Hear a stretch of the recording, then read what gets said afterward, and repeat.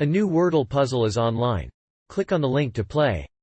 Listening to the following video may give you clues. Please like and share the videos. Manchin calls EV tax credit expansion a ludicrous idea.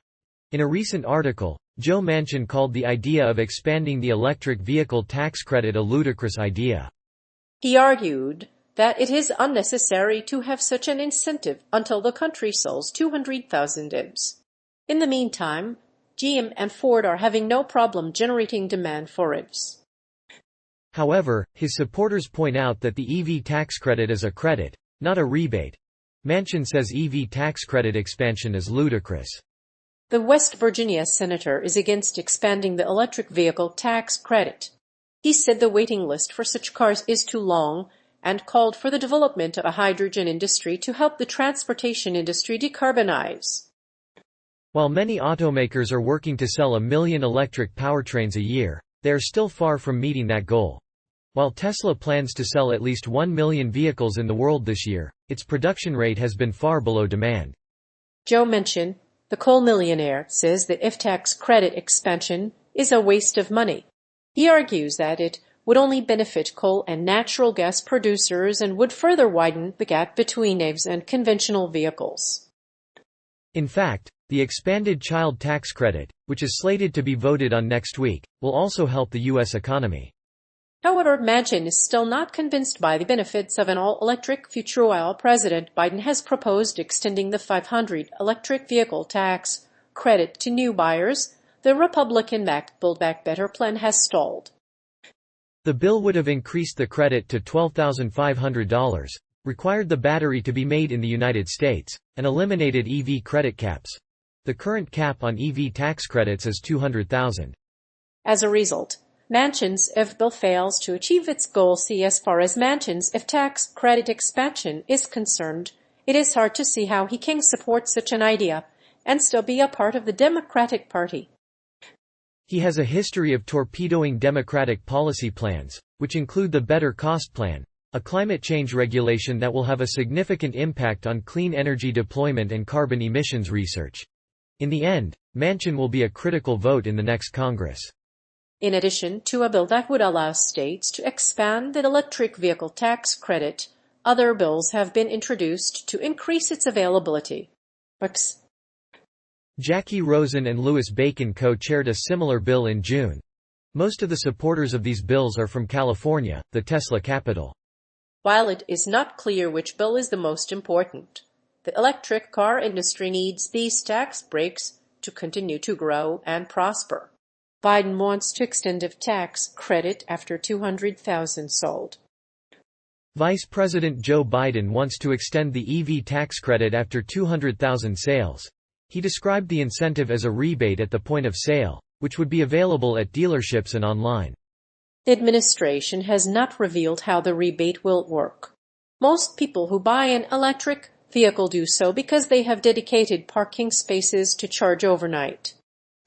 However, if you do not have a designated parking space, you will have to use public charging stations, which are still far outnumbered by gas stations. Regardless of the benefits of these credits, EVs are expensive and will be at a disadvantage if they do not receive them. Without EV tax credits, GM, Toyota, and Tesla will be significantly behind the competition. The Green Act proposes to extend the credit to EVs after they sold 200,000. In the meantime, the Biden administration is urging Congress to increase the federal tax credit for EVs. While the House passed the Build Back Better Act on November 19, the Senate has yet to act on it. This bill will likely contain amendments to the current legislation.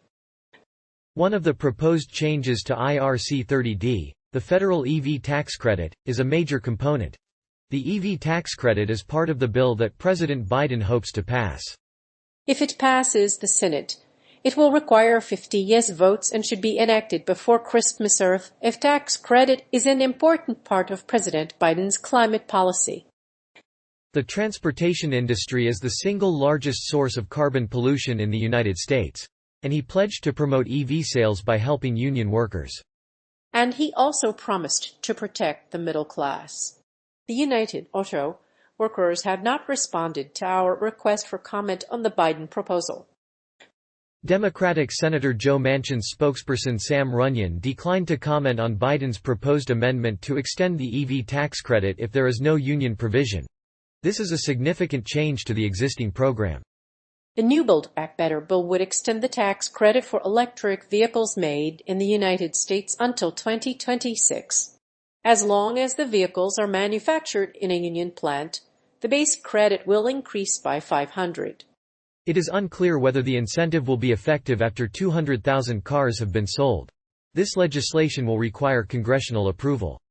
The EV tax credit is part of the broader government's energy strategy. GM and Ford have no trouble generating demand for EVs. GM and Ford have no problem generating demand for their EVs, despite the fact that 69% of consumers are unaware of the car's existence. The two carmakers have massive dealer networks and announced several new EV models for the 2022 model year.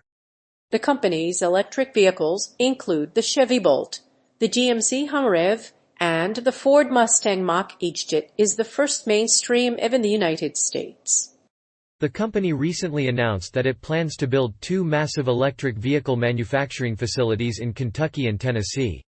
The $5 billion project is expected to create 5,000 jobs and supply batteries to the North American assembly plants and Ford Lincoln vehicles.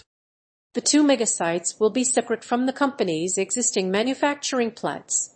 GM recently announced the largest investment in its history in Michigan, with plans to invest $1 billion in a battery manufacturing facility.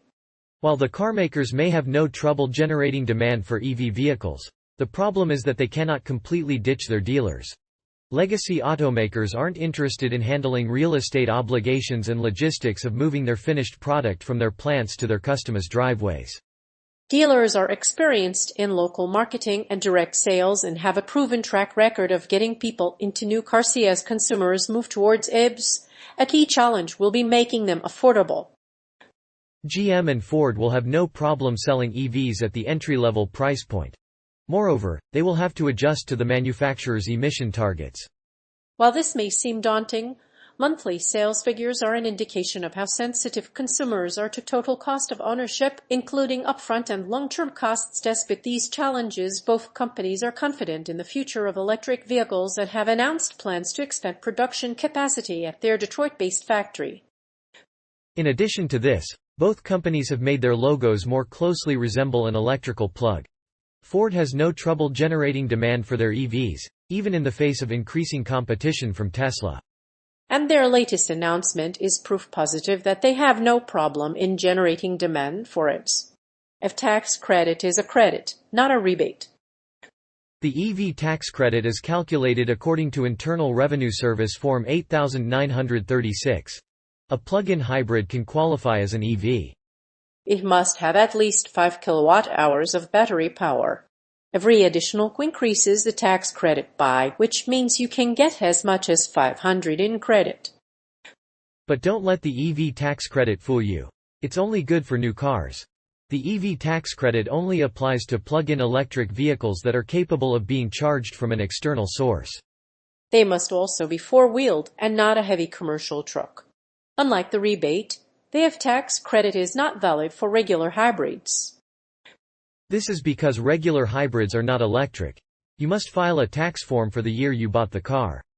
If you own an EV and meet the requirements, you'll receive a $500 tax credit. However, it won't be worth all of that money if you have a $500 tax bill. For example, if you're driving an electric Mustang Mach-E and you've already paid off your federal tax bill, the EV tax credit will only be worth $7,500. If your federal tax bill is $15,000, you'll only receive a credit of $3,500. However, you won't get any money back for any unused credit, and if you're planning to buy an EV and want to take advantage of the federal tax credit, you'll need to fill out IRS Form 8936. Make sure to file the EV tax credit with your federal tax return so you can get the maximum benefit. It's crucial to note that the tax credit is a credit and not a rebate, so be sure to get your financial advisor's advice before you file your taxes. The US House passed the Build Back Better bill in November, but the Senate hasn't acted on it. However, President Biden and Senate Majority Leader Chuck Schumer are trying to get this bill passed and help middle-income Americans afford to buy an EV. This bill includes $555 billion in investments to combat climate change. The Democrats are hoping to hold a vote on it before the holiday season.